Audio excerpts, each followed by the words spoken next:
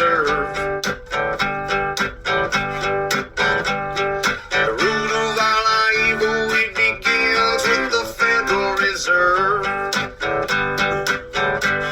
Hey, yeah, well, let's go back in time when everybody was so proud of America. I'm Tommy Salmons. This is Year Zero, the show that revolutionizes personal engagement in the world and fortification of your life. Let's get to it. We're brought to you by Fox & Sons, foxandsons.com, the best place to get your BBC. I never start my day with anything less than BBC in my mouth, and I suggest if you like BBC, you go to foxandsons.com. Get that big, bold coffee and put it in your mouth. foxandsons.com. Promo code 0 at checkout for 18% off on any order $25 or more. That's foxandsons.com for that BBC big, bold coffee. Put it in your mouth, baby. And the Mark Claire Show. If you enjoyed Mark Claire with Lions of Liberty, you're going to really dig the Mark Claire Show. Mark Claire has gone beyond the realm of politics to dig into the esoteric meaning of life in all sorts of different avenues, whether it be entrepreneurship, ghosts, goblins, Bigfoot, demonic entities, religion. Mark Claire is diving into all of it, and he's not afraid to tackle any task. So go check out the Mark Claire Show. Thank you, as always, Tom Burton, for the music. And you can find this show and many more at the libertarianinstitute.org. That's the libertarianinstitute.org. That's where you'll find me, Patrick McFarlane, Scott Horton, Keith Knight, Will Porter, Kyle Anzalone, and a host of other writers like Kim Robinson. Go to libertarianinstitute.org and keep track of everything that we are doing for you.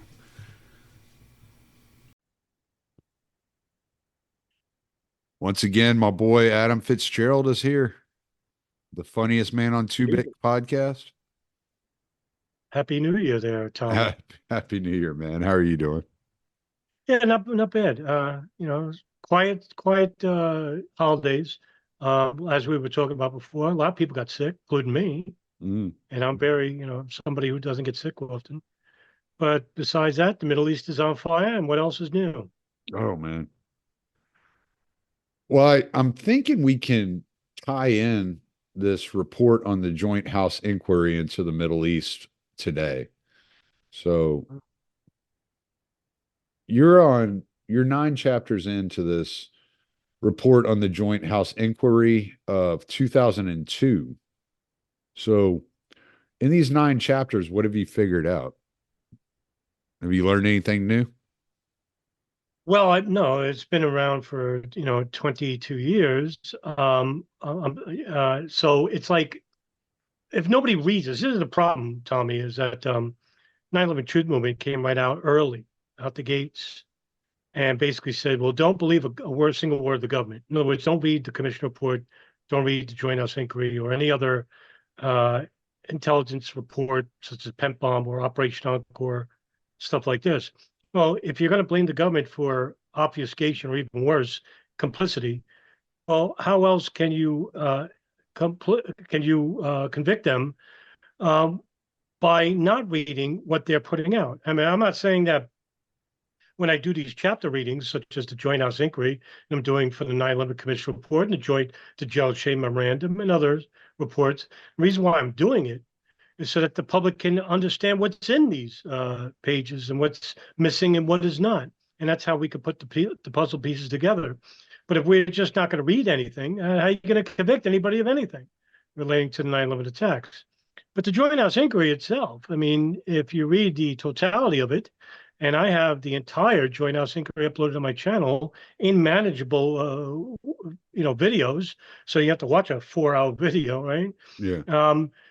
What we've learned is that the intelligence community basically were not honest in their reporting, but at the same time, there was a lot that was missing. Mm. Same thing goes for 9/11 Commission.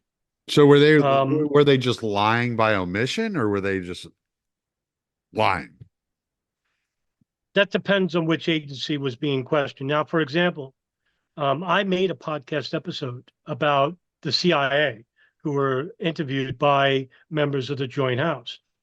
And there was one person hidden behind a partition, and that is Tom Wilshire. He's the deputy director of the Bin Laden issue station, codename Alex Station. And he basically said that the intelligence that was coming in was not in its totality, wasn't shared with the FBI. Well, I mean, yeah, he's right about that. But he did say that the FBI got mostly everything, which wasn't true. And also, Cofer Black basically was told to use a partition. He didn't. And I'm glad he didn't. We got to see his face. He is the director of the Counterterrorism Center. And he basically said that the visas regarding 2 Al Qaeda members that were involved with the hijacking of Flight 77, Khalid al-Mihdhar and Nawaf al-Hazmi, well, that information was shared with the FBI, but it wasn't. Mm. And then you have the director, the DCI of the CIA, George Tenet, who basically lied not once, not twice, but thrice, 3 times. And nobody's talking about this. In fact, one of the biggest lies, the omissions, Tommy, was did anybody read the cable coming in that there were 2 Al Qaeda members coming from an Al Qaeda summit meeting in Yemen to the United States? Did anybody read that report? And he said it was an information only cable, and I know nobody read that cable. Mm. Well, over 50 case officers at the CIA read that cable. And not to mention that the FBI also read that cable, tried to share that information, and they were told not to share it by CIA officers because it's not for them to distribute. And it's not up to the FBI. Meanwhile, the CIA has no jurisdiction to arrest anybody in the United States, but the Department of Justice can. So you have to ask yourself, why wouldn't the CIA inform the FBI or even the State Department, because the State Department had no idea either. This information wasn't shared with them.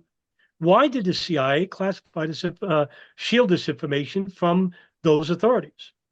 So yes, there was a lot going on there with the CIA. But then, the Joint House Inquiry also interviewed members of the Baltimore Police Department, the New York Office of Emergency Management, the fire departments of New York,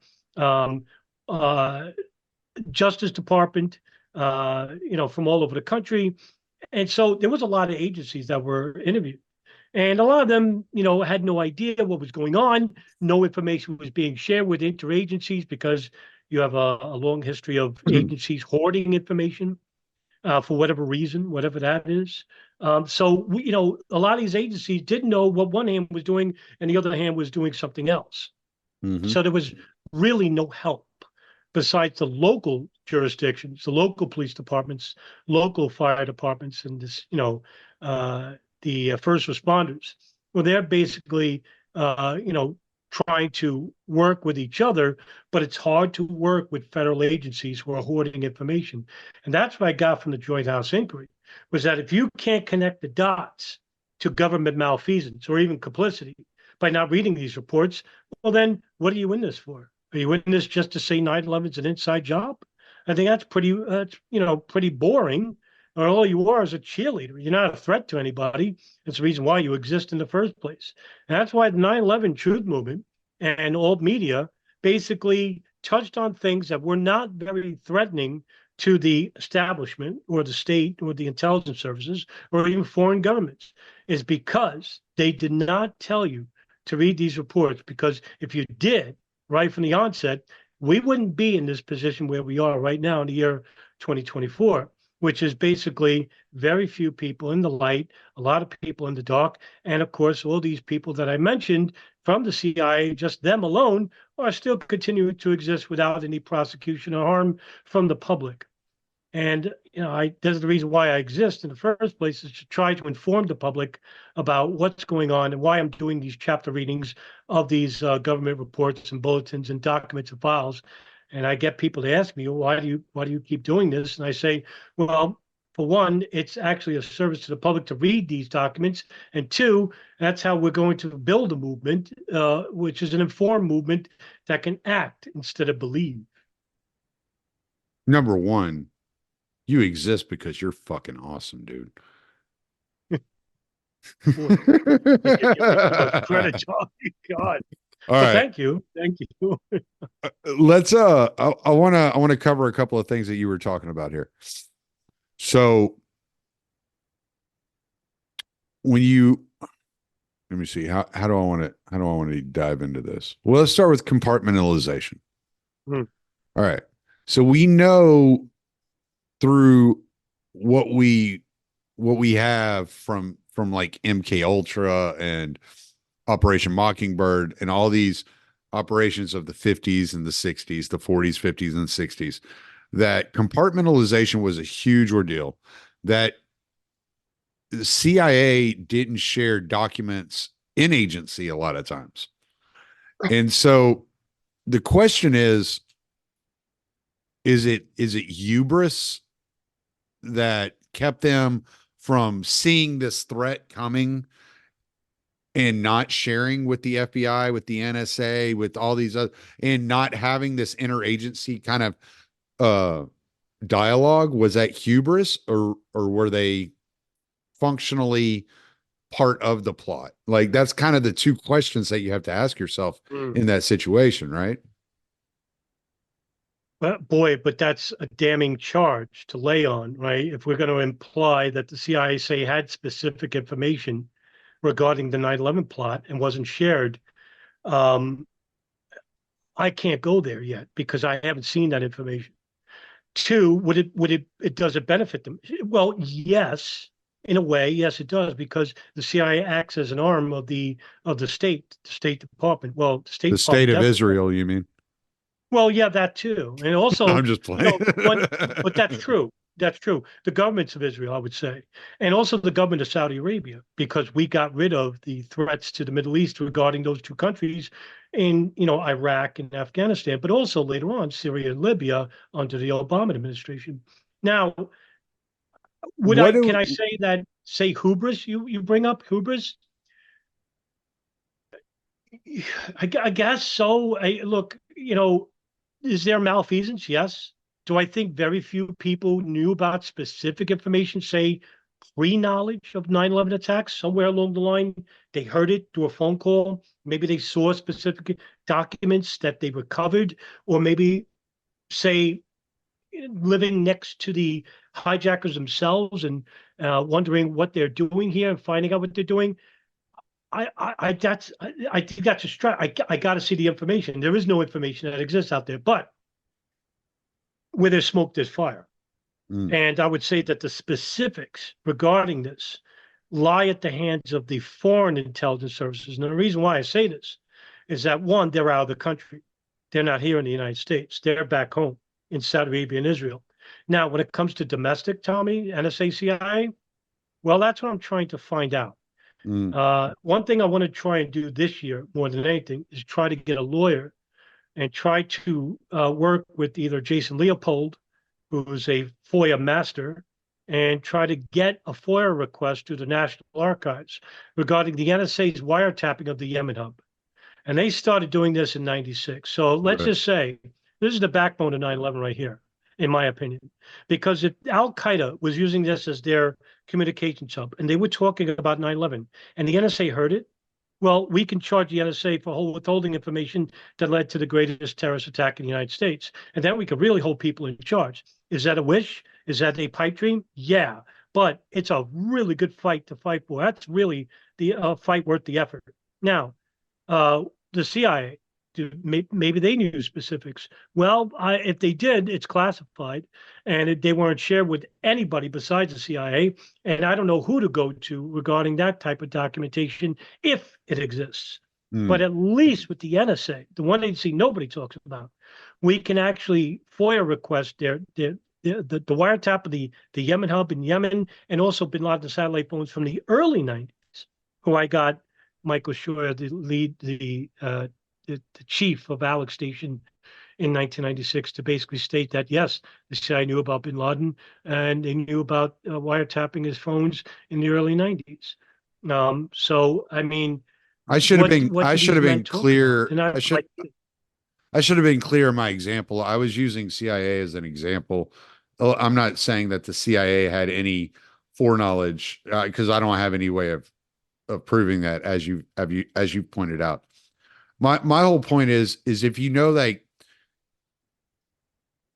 so like the NSA, like, they don't act, well, they're not supposed to act within the United States, from what I understand, at least in a justice. They're supposed to take the information and give it over to the FBI, correct? pre 9/11, the NSA would collect data on Americans, but they would need a warrant to look at specific details. Okay. But that no longer exists after 9/11. Right. So they could collect data, and that's pretty much all they did. They didn't have an enforcement arm. Right. They would utilize the FBI, the DOJ in some way. They would utilize them. We know the CIA is not supposed to act on American soil. So my question is it some sort of hubris that says, "Oh, these people think they're going to pull this off. They're never going to get away with it," or did they just fail to pass the information along? Where did that come from? Why did the information stop? Well, I think it's a mixture of both. There is reports of people within the Department of Justice, the Office of National Intelligence, the CIA, and even the NSA, and even the Defense Intelligence Agency, when they ran their program Able Danger that we did an episode about. There were people saying there's no way they can get away with this. First of all, there were warnings since '95 through the Bajinka plot and the intelligence gathered by the Philippines police station headed by Rodolfo Mendoza about the threat to airlines in the United States. This is 1995, mind you. Okay, 6 years prior to 9/11. So now there's intelligence out there that, hey, Al Qaeda and their affiliates are looking at attacking U.S. airliners by using themselves as martyrs to crash the plane, not put bombs on the plane as they tried to do before with Ramzi Youssef through the Bajinka plot. But now there was an elevation of terrorist tactics. Now, why wasn't this information shared, distributed widely? Why wasn't it acted on? That's a hard question to answer, because I could sit here and tell you through armchair quarterbacking that, hey, maybe they wanted these attacks to happen so they could benefit, or B, they just underestimated Al Qaeda, or C, maybe it's a mixture of both. And we'll use our own, ignorance to use as the answer to when later on would be in question. Hey, we didn't realize that there would be attacking planes. Hey, look, Condoleezza Rice said the same thing in the 9/11 Commission that she testified in. She said, we had no idea they would use planes as weapons. And I did a video on that. And I showed her that there was a report, 95, Pachinko report, dossier compiled by the Philippines National Police, where they said it was a direct threat given to the FBI, by the way, given to Louis Freeh, the director, that there was a report. There was a direct threat of Al Qaeda to airlines 6 years prior to 9/11. And nobody talks about it. So, yeah, that's a tough call, Tommy. CIA especially, it's sort of looking in that way. It's sort of looking that they were, well, we now know through the Castrell document that they were running an illegal operation with the Saudis inside the United States, outside of what the Israelis were doing. Now, why isn't nobody talking about this? Well, what information did they collect, the CIA and Saudis? And why isn't it public?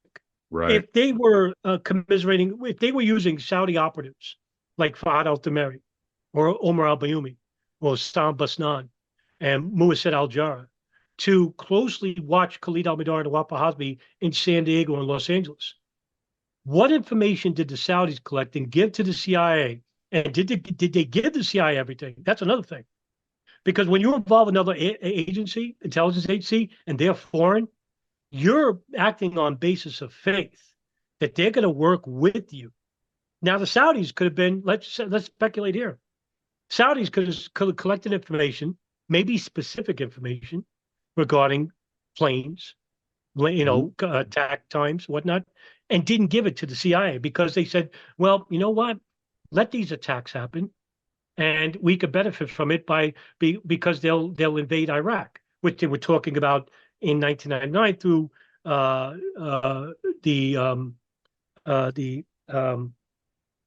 neocon think tank that I can't. Where William Crystal was Project for New American Century, that they were begging the Clinton administration to invade. So that wasn't a secret. Now, could the Saudis have been playing both Al Qaeda and the CIA at the same time? Could have been. You never know because we don't have the specific information, Tommy. So we're left armchair quarterbacking. And of course, with the government, it's like pulling teeth, isn't it, to get new information. That's why they classify these files 30, 40 years down the line. So I think I can't really. I think this is why you get so many people that just come out and blatantly say the government was in on it. Yeah. Right. I can't blame them. And I can't blame them. I think the government does it intentionally so that people say things like that because they're able to use that as a psyop. So they're able to pit people against each other, create these dividing lines, pit people against each other, and create this division that people are fighting about back and forth while the government operates in other areas. And they do so behind the scenes, right? I think this is an excellent. Yeah, this is something you see happen all the time with the government. Like while you're sitting over here fighting about abortion, they're over here doing some other nonsense that's costing the taxpayers trillions of dollars, funneling money, whether to Ukraine, to Israel, they're laundering money and getting wealthy off the backs of your little culture battle. I think this is a great point to hammer home. And I want to, try and follow up with it like this. The first mistake that the fringe aspects of the 9/11 truth movement did was before they even looked at anything, was they automatically blamed the government. And when you do this, you're basically doing it from a political standpoint, most likely, maybe a religious standpoint or whatever. But you're acting now in a negative. So now you're only looking at information that acquiesces to that worldview. All right, what information can I look at that actually agrees with me that the government is in on 9/11? So who are you going to go to? Well, you're going to go to people like Alex Jones. You're going to go to Jim Fetzer. You're going to go to Rebecca Roth and Christopher Boland and Barbara Honegger and Richard Gage and the dozens and dozens of others who've all come out very early on and said there is actually an audience to be made here because so many people got involved with 9/11 and they said, these people sell books, they do on lectures, and they were very successful in doing it. Oh yeah, a lot of them made millions of dollars off of this. Yes. And what happened was that they created an aura, like you said, there was an aura of division within the own truth movement. Now, in the very early stages of 2002, there was some damn good, reputable 9/11 truthers, and they weren't even called truthers at that point. They were called advocates. People like Paul Thompson and John Gold and Kyle Hentz and John Judge, Kevin Fenton. And these guys were the best 9/11 researchers I've ever seen in my life. They were the best. They wrote some of the best books. They were the most informative. I mean, Paul Thompson, to me, is the best 9/11 researcher on planet Earth.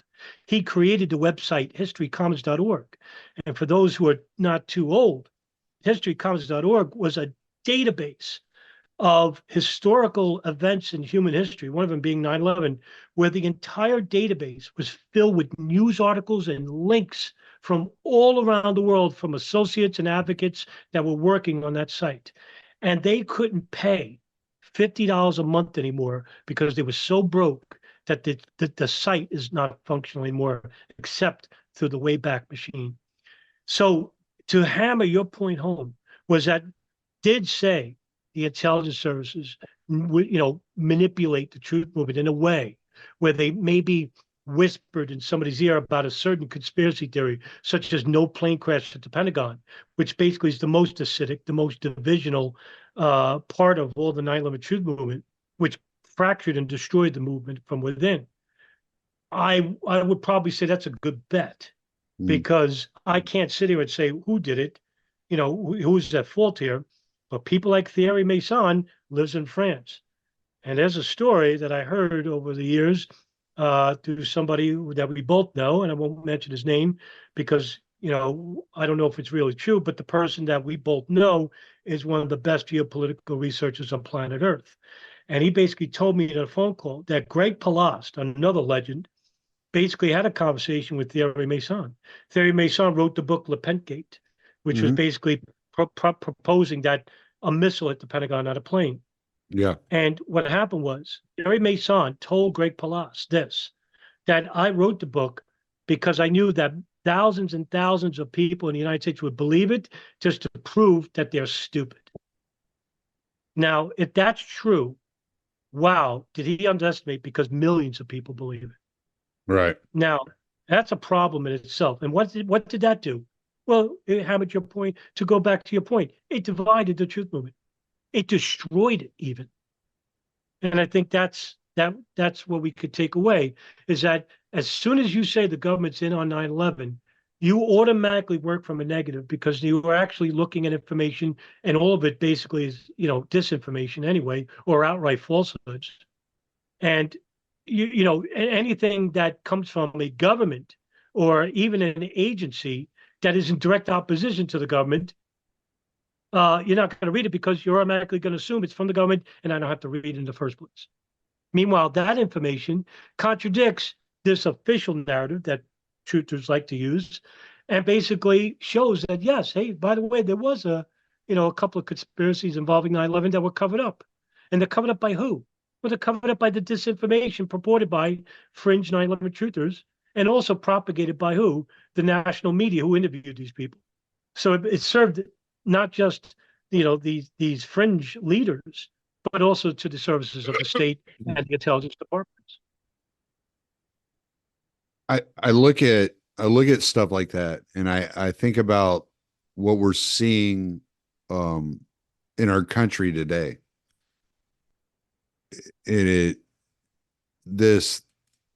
This entire cultural division, it's finally taken root. It's finally become palpable. It's everywhere, right? And No. But what is it growing into?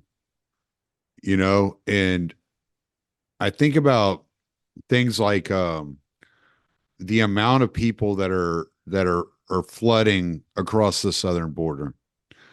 And obviously my wife's an immigrant, so I'm not anti-immigrant. It's like that's not the way I look at it, but I do look at it as there are ways and methods to do things where you can create division, especially within this kind of realm and this dialogue that we're having about immigration.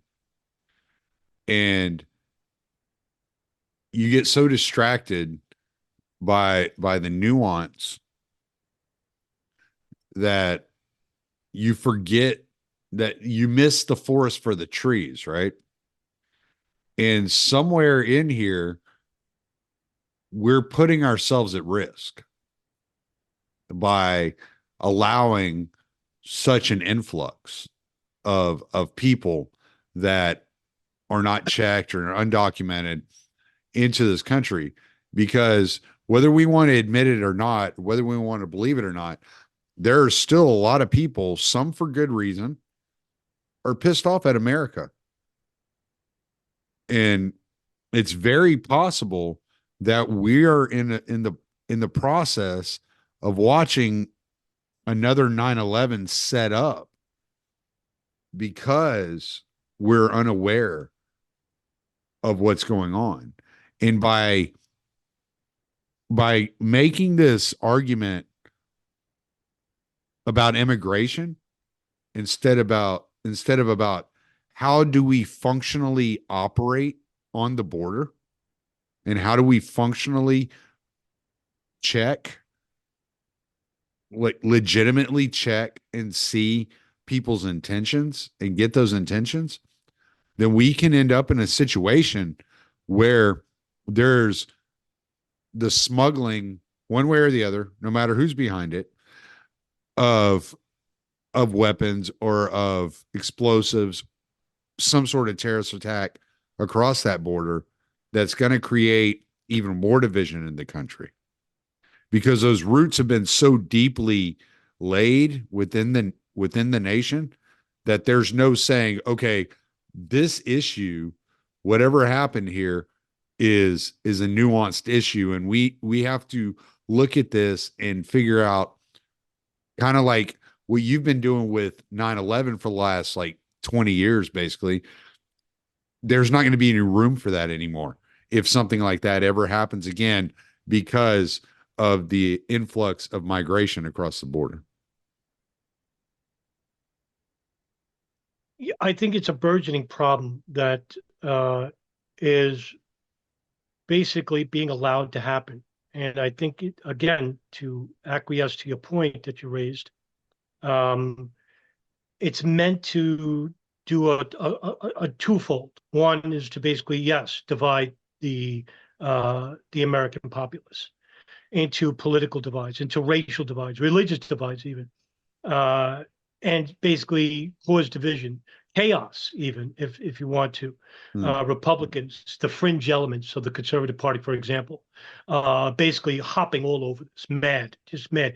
Ben Shapiro, Tucker Carlson, and Dave Rubin. These people are basically just bullhorns for the state, even because that's who they service to. It basically seems, and they basically tell the evangelical community that this is your land.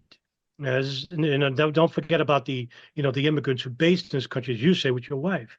But yes, these are not just like an invasion horde of criminals. These are people who are coming from countries where U.S. sanctions are being laid to, like Cuba and Venezuela, for example. Not everybody coming across the border is coming from a sanctioned country, but when you don't have a border and you don't have security, and you have a large country like the United States, it's a welcome mat. And basically what happens is that if you don't have strict security measures, you don't know who's coming in. And this is another problem, is that if you're going to cause problems across the Middle East, like what we're doing with Israel, giving them money and whatnot, and you have, say, somebody from Hamas or Hezbollah, who could be easily manipulated by the intelligence services to attack the United States, which is usually the case, and they're allowed in the country, well, then you can always allow for this person to basically come in the country, commit a terrorist act, and say, you see, they're attacking us. That's why we got to defend ourselves. Right. That's exactly what happened on 9/11. These people that came into a visa program called the Saudi Visa Express program, well, they knew what they were doing because they were going through Saudi Arabia, people from Pakistan and Afghanistan getting visas in Saudi Arabia through this express program without being face-to-face meetings with a consular officer. And I covered this in a podcast episode, and they're being a fast track right to the United States. Thousands in the month of August, it was tens of thousands. Who knows? Well, a lot of the muscle hijackers came through this program. The pilot hijackers basically didn't, but the muscle hijackers did. And they're coming from all over Saudi Arabia, the kingdom of Wahhabism, right? Well, here we are, fast back to 2024. We have a migrant problem here in the United States. I live in New York, and there's a huge migrant problem here that Eric Adams once invited, and now is saying, hey, wait a minute, there's too many. And he's right. So he filed out an executive order basically saying that the halting of migrants coming in from New York. Well, that didn't stop there, Tommy. It went to New Jersey even, and the townships there. Now everybody's up in arms. And what is this supposed to do? We're supposed to inflame the middle class, because the higher class, the upper class, they're not affected by it because they're not going to those neighborhoods. They're going to neighborhoods that are basically affecting the common worker like me and you. And come on, I mean, anybody could see this from the writing on the wall from afar away, even if you're fully blind.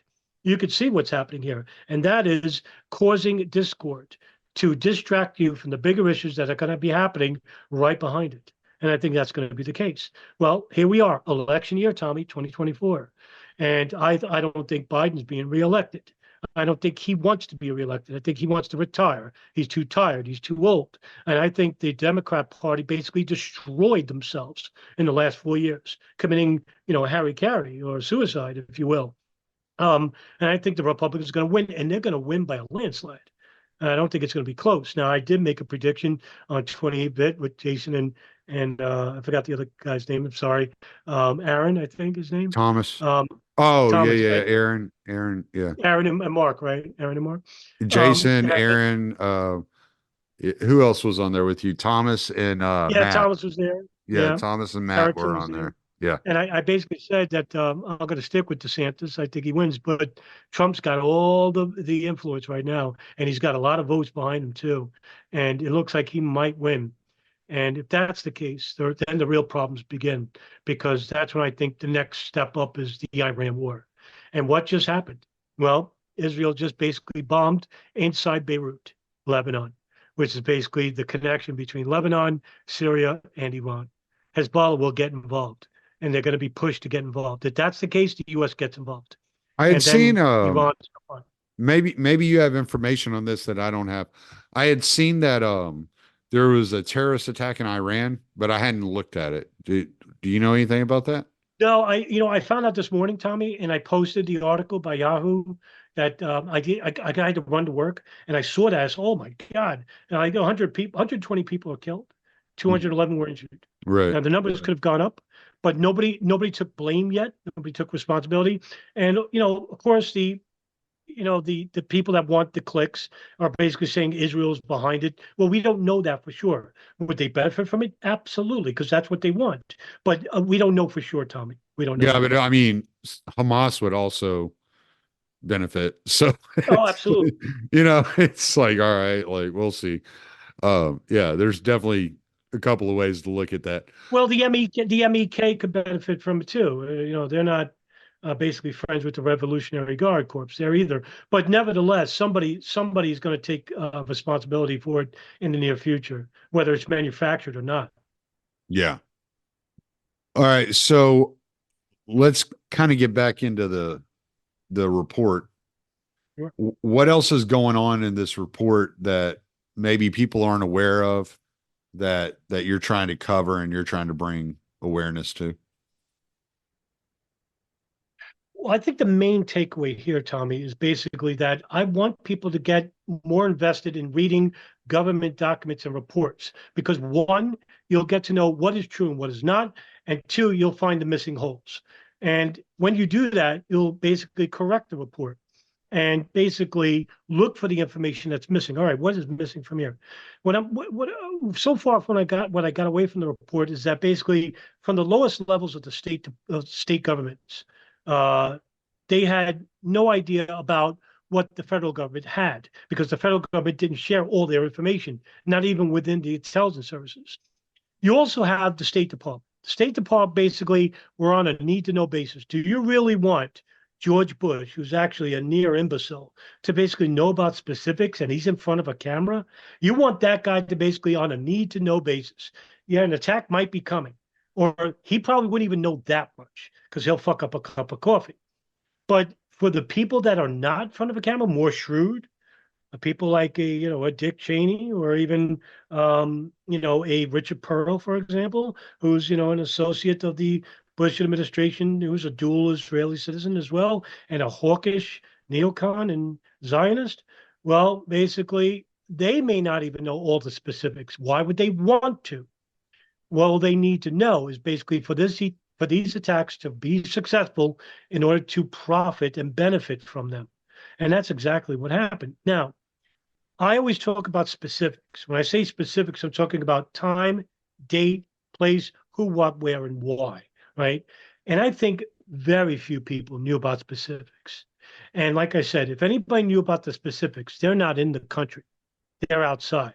And I'm implying that to be Saudi Arabia and Israel, right? Now, I don't have evidence for this. They may not even have specifics, but I think that's not true at all. I think by living next door to these people, including the FBI, the DEA, State Department officials, going to their houses, trying to sell, paintings and whatnot, who these people are, how they know where these people lived, putting listening devices in these art, the art itself. Um, I don't know what information they collected, but they also lived next door to all the 9/11 hijackers. How the hell did they know that? How did they know that much? Unless they did their own investigation, or did the CIA and the NSA tell them, and they didn't tell the CIA and NSA anything about specifics? That well, could be true too. Well, that's what I'm trying to do by reading these chapter readings to the public, because nobody else is doing it, and Mm. nobody wants to read these things. And I'm trying to push the issue because I'm 54. I just turned 54 a couple of days ago. I want to hold some people accountable. That's what I want to. But I wouldn't be doing this for the last 16 years if it was just a hobby. I'm not making money from this. I'm legitimately interested in justice. And, that sounds naive. That we're never going to get a new investigation, no justice. But you know what? It's worth the effort in trying, because I can actually say I tried. Yeah. I mean, you put a lot of effort into this, man. It's like I have nothing but respect for the work you do, which is why I keep having you on. I I start to wonder at some point if it's just going to be like another JFK assassination situation, where it's just going to be like the documents that we want to see get destroyed before they get released, and the ones that are Mm, released only give us so much information and really don't give us mm. any kind of closure. The optimistic side of me, which is very little, says we'll get justice. The pessimistic side is telling me we'll never get it. And these people will die, like Bush and Cheney and Rumsfeld and Richard Pearl and Douglas Feith and all the Israelis that were involved with the art student ring, and the Saudis like Omar al-Bayoumi, Osama Basnan, Fahad al-Tamari, and all these people. They'll all pass away. And the future will not know what happened that day, because the information, like you said, will either get destroyed, or the information will trickle out so much that people will become disinterested and say, well, you know what happened 40, 50 years ago? Who Yeah. cares? That's what I fear. And that's why I'm it's so strict, so repetitive in my videos. I try not to be, but I try to get so many people, younger people, to become more involved in this, because unlike JFK, which was a huge event in US history, 9/11 changed world history, because what happened was everything that we're experiencing right now is a ripple effect 9/11, coming from the intelligence services monitoring the entire world, to intelligence services dictating foreign policy, to foreign governments dictating foreign policy because of the war on terror, which is now dying off with a new Cold War revisitation, because everything repeats itself over 10-year cycles. Well, what better time than now? Look, Israel's on fire. The Middle East is on fire, and Middle East and Israel do have a connection with the 9/11 attacks, or even pre 9/11 attacks. Well, what better way to get your attention than to revisit old material and present it as new, even though it's not new, it's been around for 20 years, and present it to you and say, hey, look at this. You want to hold people accountable? We could do it right now. We could do it right now. But you got to be interested in doing it.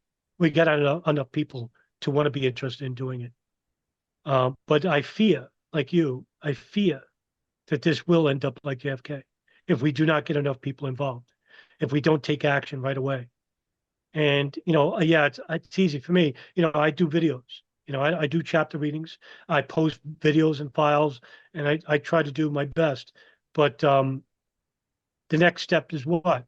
I want to write a book. I do have, some ideas about writing a book, but I want to be in court, Tommy. That's my dream, to sit in front of a panel of congressional staffers and implicate George Tenet in a lie regarding the Joint House inquiry, saying that yes, the CIA withheld information from the FBI intentionally, and I want to know why. That's what I want to do. Mm. But put me in a spot, yeah, but that's what I'm in it for. I don't have family, I don't have a wife and kids.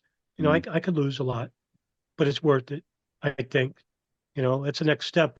Would I be, I'd be up for it, in losing my reputation, or being in an insane asylum labeled as crazy, They don't kill you right away, unless you're being indignant, keep going, even though they try to destroy your reputation. All it takes is to destroy your reputation. You got finished. Mhm. It's very easy. Nobody goes further than that. But the very few people that do, they're held by the state and they're Mhm. a threat. And that's why the large platforms, they're not a threat. And I wish we could get people like Jimmy Dore and Tim Pool and InfoWars involved, but they won't, because to threaten the state is to threaten their monetary value. And that's what they're in it for. They're not in it to hold people accountable.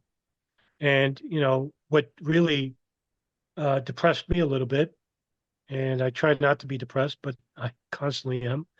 But Jimmy Dore interviewed Leroy Halsey about World Trade Center 7. And I said, wow, what we do? We just had the biggest breakthrough in 9/11 history with the Castro document, where we could actually name names about withholding information from the CIA, who you Mhm. claim to be, against, and you ignore it. And Yeah. I messaged him directly about it. He's not alone. I did it to CNN and Fox, and nobody wanted to touch it. And I think that's a shame. That is a shame. And this And I'm not leads going to stop. I'm not going to stop. Oh, I'm not going to ask you to stop. That's not where I'm going with this. This leads me to this is because this is something I've thought about quite a bit, like since you and I started the Mm. series on 9/11. Knowing what I know about the JFK assassination and looking into it as long as I've looked into it, reading the things I've read, and the way that they've withheld those documents, as we've already discussed, and then knowing what we know about just knowing what we know about 9/11, not even guessing or putting any blame on anybody here in the US, not even saying that the US was involved in any way, shape, or form.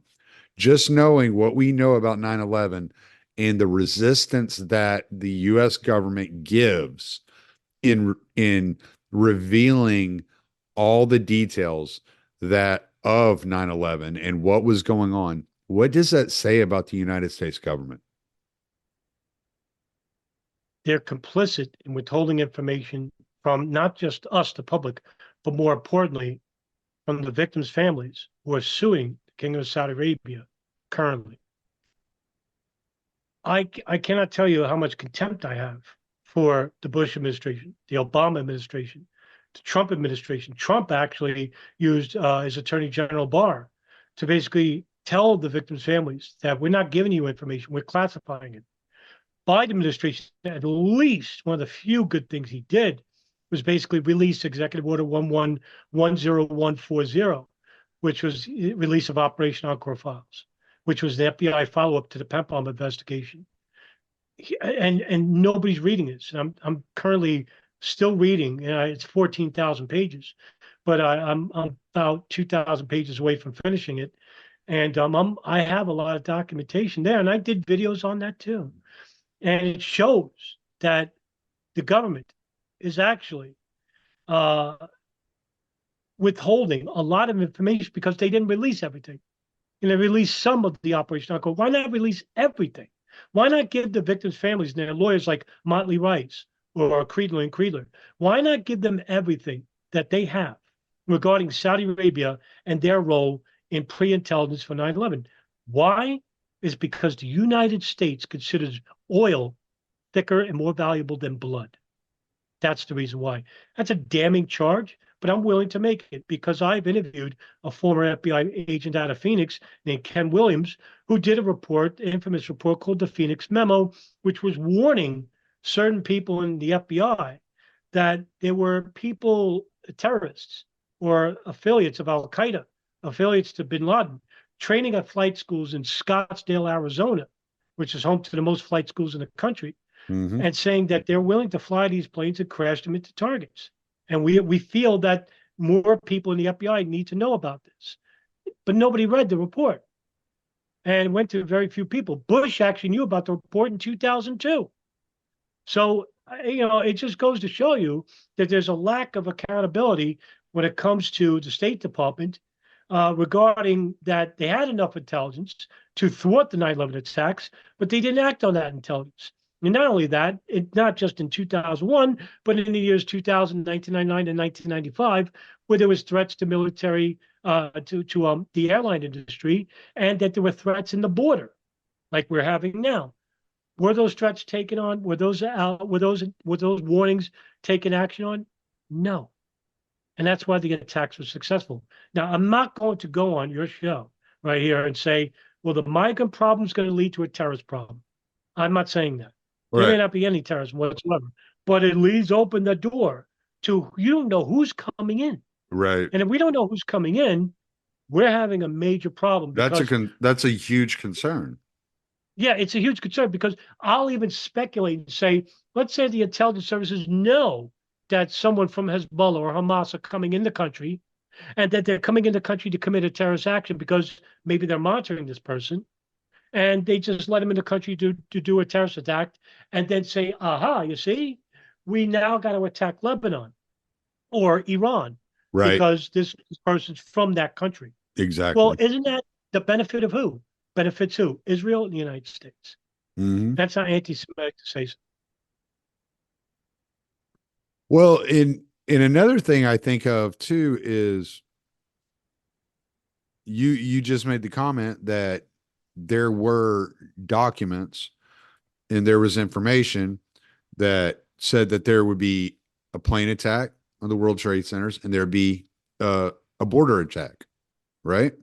Well, we've had the plane attack, and we know that the plane attack was carried over from 1995 in the World Trade Center, the first World Trade Center bombing, that it was just a continuation, that they were just trying to fulfill this goal of the attack of 95. And if that's the case, then what is to stop them? And they seem very patient in the way that because they look at this as a long-term war. They don't look at this as a short-term gain, right?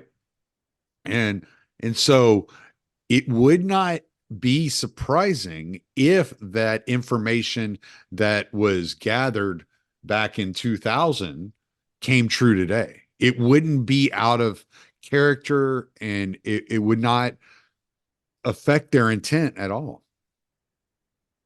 You know who else looks at the long game?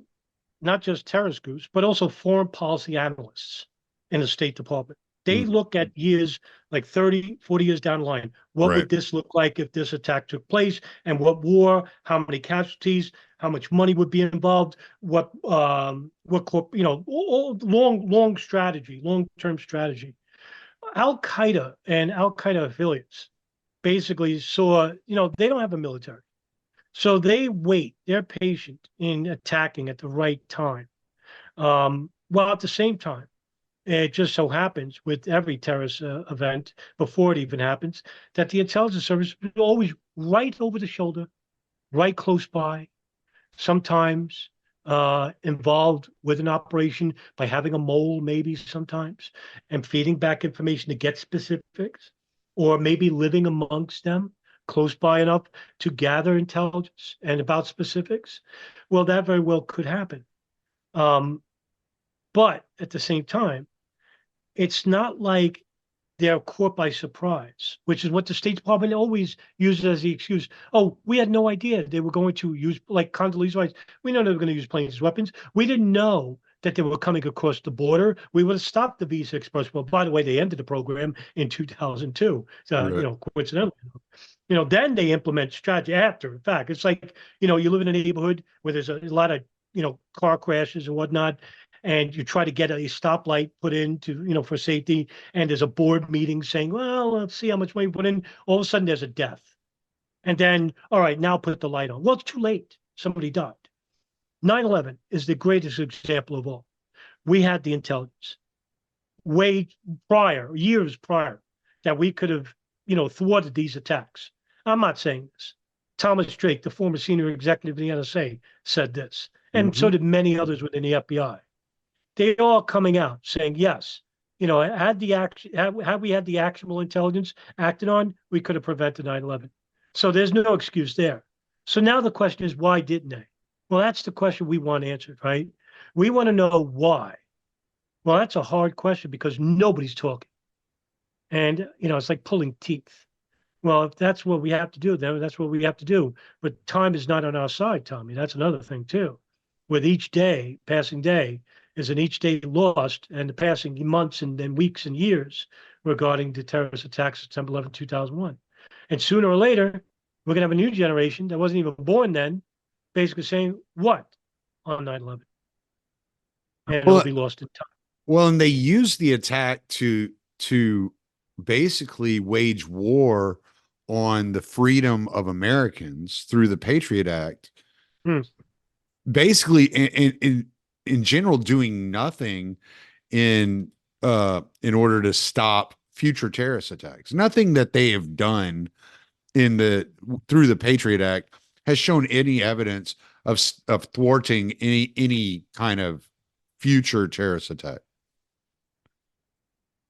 All it's Well, done not is only, made Americans' lives, you know, more complicated, under more surveillance. It's just it's insane.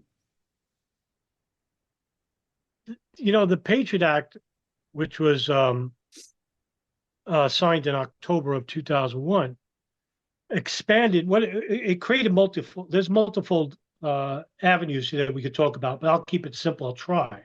Okay. Is that the Patriot Act actually expanded on surveillance abilities of law enforcement, local, federal, state law, all types of law enforcement in, say, tapping domestic and international phones, which would be unheard of before 9/11. Mm-hmm. Also, interagency communication, breaking down the walls which were meant to shield other agencies from being intrusive in your daily lives. No longer was that the case after 9/11. The CIA, the FBI, the NSA, and every other foreign intelligence agency on planet Earth, including the Five Eyes Intelligence Committee, now have your data because that information is not just shared with the FBI, it's shared with everybody on the face of the earth. There's actually a huge resource database, intelligence database that hardly anyone ever knows about. It's the Utah Database Center in Mm-hmm. Pine Bluff, Utah. Yeah. It's the NSA database. All your email, your phone calls, your text messages are there. Also, the Patriot Act called for increased penalties for terrorism crimes and expanded list of activities which would qualify for terrorism charges. But the question is, who labels somebody a terrorist? Well, that would be the Department of Justice. Not so fast, because in November of 2001, the State Department White House lawyers like David Addington and John Yoo, they circumvented that memorandum to basically say, now it's up to the president, a sole person, to label what country harbors terrorists, who determines what a terrorist is, and what they are not allowed to have. And in this memorandum, Tommy, was the elimination of the Geneva Convention, was that any foreign person who was labeled a terrorist by the president of the United States could not see evidence against him in court, could not face his accuser, and also could be held indefinitely. In other words, not in front of a federal court because it's no longer up to the Department of Justice. Now it's up to a military tribunal somewhere in Guantanamo Bay, Cuba, for example, which is, by the way, where all the five involved with the alleged planning and architecture of the 9/11 attacks. People like Khalid Sheikh Mohammed, Ramzi bin al-Shibh, Tawfiq bin Attash, Omar al-Baluchi, and others who are basically sitting there for 20 years waiting for a trial that looks like it's never going to happen because the CIA tortured these people for information. And even if they were telling the truth, we can't really hold them because they might have said something that came out, without the use with the use of torture, which would make it inadmissible. Right. The Patriot Act did all of this, which was a damning act, and it kept being revised over the years by Obama, by Trump, and now it's the Freedom Act. It's changed names, but yeah, that's what the Patriot Act did, Tommy. It basically created a worldwide surveillance state. Yeah. Not just inside the United States, but worldwide. Right. Yeah. Yeah. My entire point was this Patriot Act that was sold to the American people as the sole way to keep the American people safe actually acted completely against the interest of the American people. Yeah, it served against them Right. because now the intelligence services have everything on you Right. without a warrant. Before 9/11, the NSA, like I said before, when they collected information and say the Department of Justice wanted a specific piece of information about where this person lived, they would need a warrant. They would have to get a warrant, a FISA warrant, presented to the NSA, where court officers are basically looking at it and saying, "All right, we'll amend this, and we'll look at this," and then they could look at the information. After 9/11, all that was gone. The walls are gone, provisions are gone, everything is gone. Now it's open air. Everything's collected on you. Everything. Your movements, where you go, where you eat, this stuff, that. And even if you use viral, media like Facebook or MySpace or Twitter, right? I'm not calling it X, it's Twitter.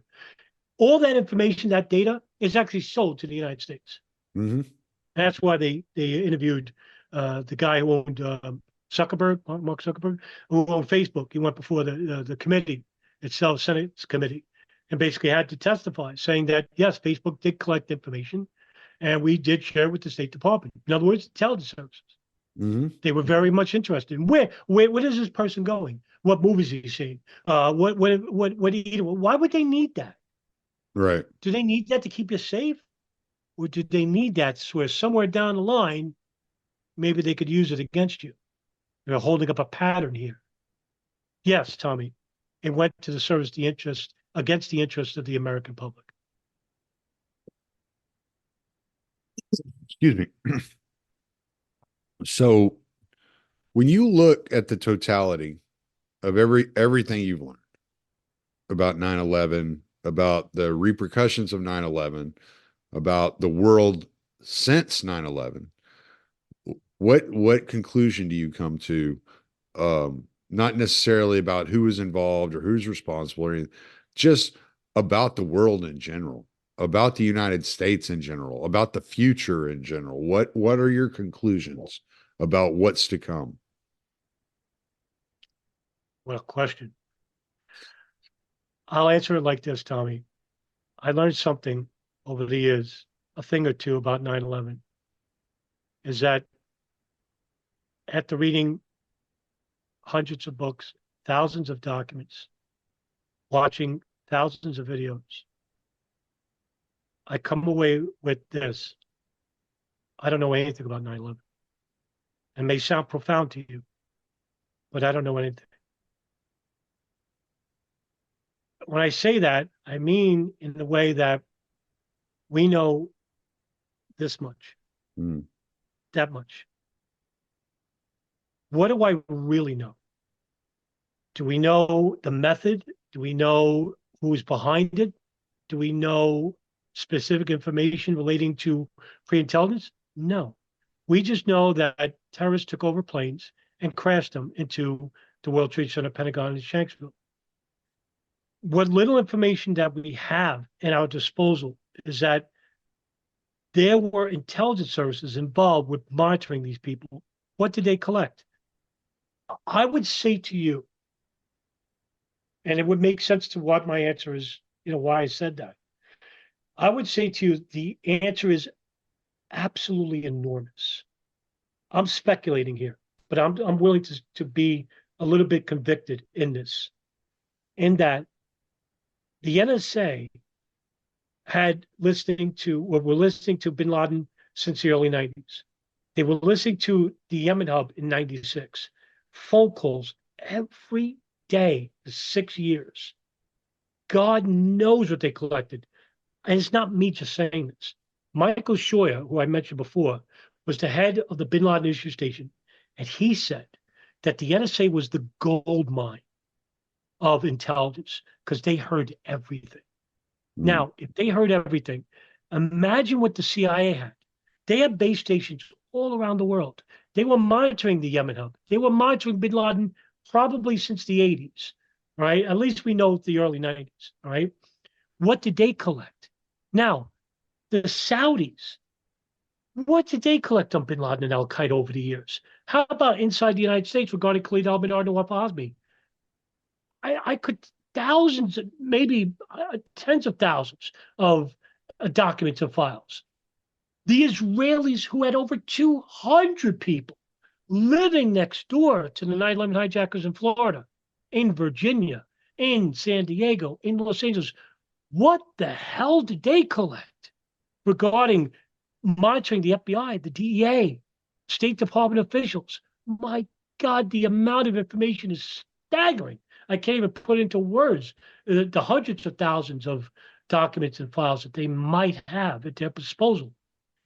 It's enormous what information that we don't have at our disposal that the foreign intelligence agencies have as regards to domestic intelligence regarding information that they classified and maybe even destroyed on top of it.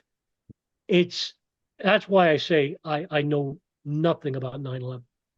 That's why, some people will be surprised. Oh, you spent 16 years. What, you didn't learn anything? Well, I learned very little as compared to the amount of information that is not at our disposal. And I hope I didn't lose too many people with that long-winded explanation. Well, let's get back to the question though.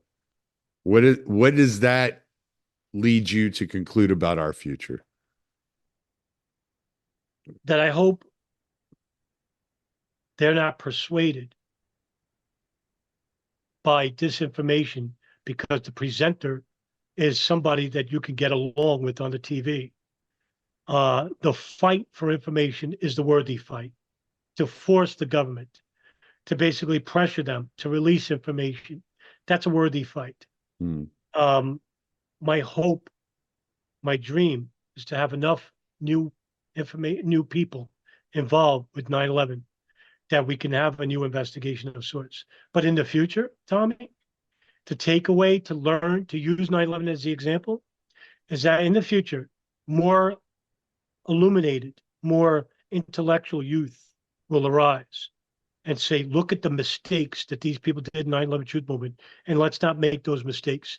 Let's not cater to belief, to presuppositions, to speculation, irrational speculation, and let's lend to the idea of gaining knowledge, gaining information.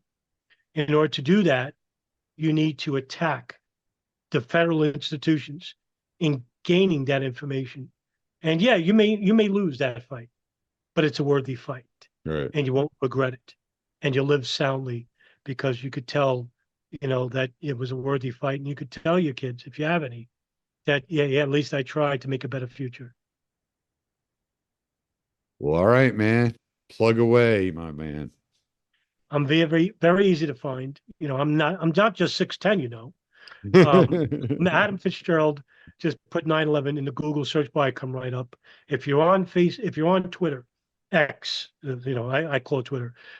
My pinned profile, I just updated yesterday. I have all the links to all of my websites there, _ Adam Fitzgerald Twitter, and you can find everything at your disposal there. Cool. Well, I'm going to stop the recording, brother. Thank you, Tommy. Yes, sir. Thank you.